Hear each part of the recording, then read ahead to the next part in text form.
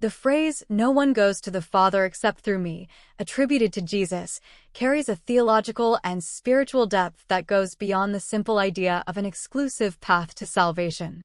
It is closely linked to the concept of how humanity can achieve union with God and achieve true spiritual perfection.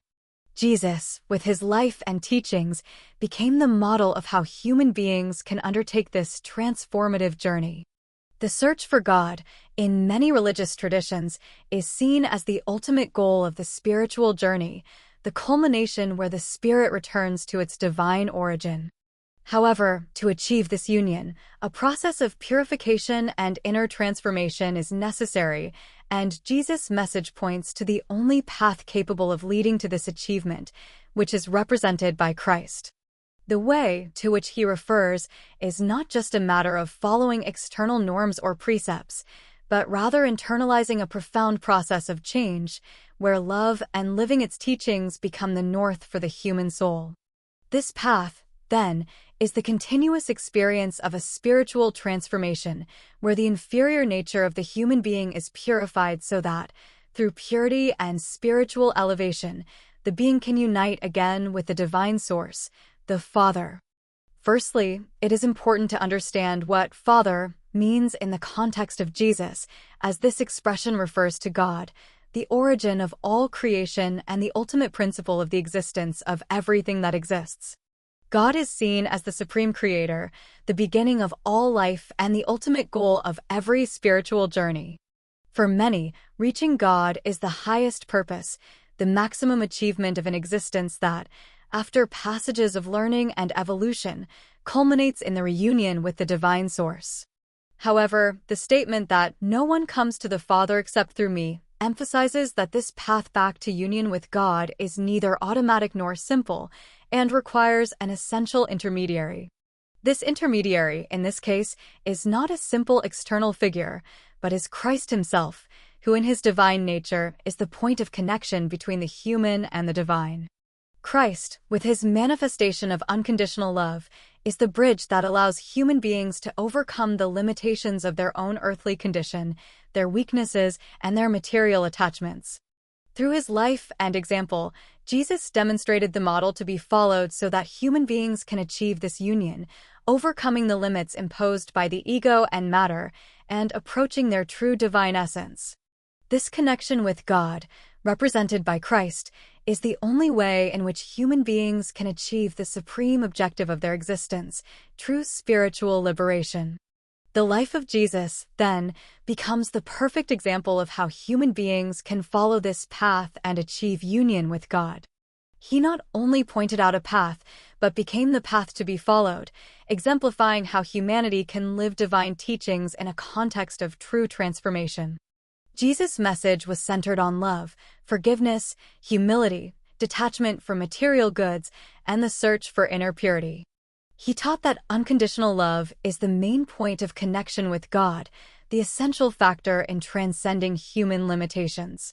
This experience of love, in a practical and constant way, becomes the path to true salvation and union with the Father. Jesus' statement, then, is not just an appeal for us to follow his words, but an invitation for us to let us become a manifestation of this divine love, just as he did. The spiritual journey of human beings does not take place through external observances or actions that seek to please God in a superficial way, but through a profound transformation of the interior, which reflects the love of Christ. By following this path, human beings can leave behind the egoic and carnal identity and come closer to their true spiritual essence, which is the same essence as God. The idea that "no one goes to the Father except through me" further emphasizes that salvation and union with God are not something that can be achieved through selfish efforts or isolated means.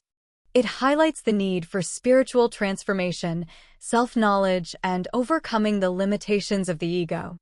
To do this, it is necessary to strip away the passions, material desires, and ambitions that bind the soul to the illusions of matter. The metaphor of the old man, who needs to be overcome, is a reflection of this journey of purification. The old man is the one who is immersed in desires and physical and psychic limitations, the being who lives according to his ego and material needs. To reach God, This being needs to die symbolically, that is, it needs to give up these old ways of thinking and behavior that imprison it to flesh and matter. The new man, in turn, is the one who is reborn into a true spiritual life, the one who lives in accordance with divine principles and transcends the ego in search of perfection.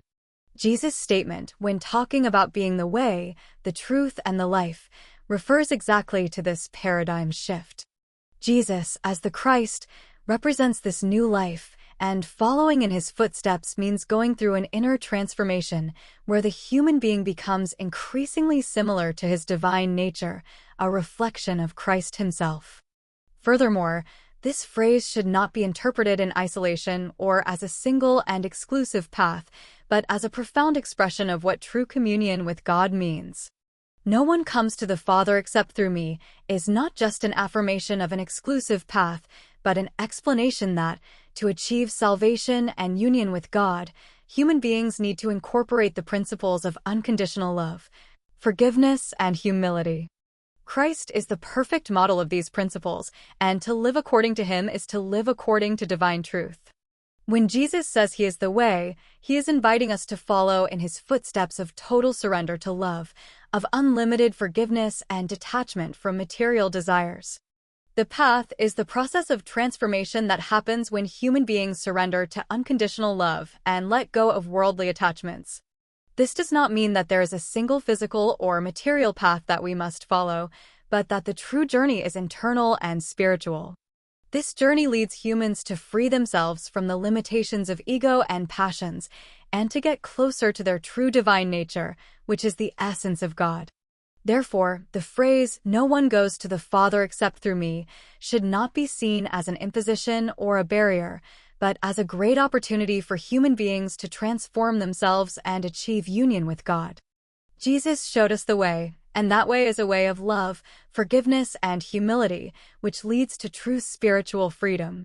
When Jesus states that no one comes to the Father except through me, he is calling us to the journey of self-transformation, where we must free ourselves from the limitations of the ego and live according to divine principles. By following Christ's example, human beings can finally free themselves from the limitations of matter and achieve union with God, which is the ultimate goal of all creation and all spiritual evolution. This journey is not easy, but it is the only one that leads to true peace, true freedom, and true spiritual fulfillment. If you were inspired by Jesus' message and want to continue learning about the path to union with God, don't forget to subscribe to our channel and leave a like on the video. This helps us reach more people with this word of spiritual transformation. Let's go on this journey together.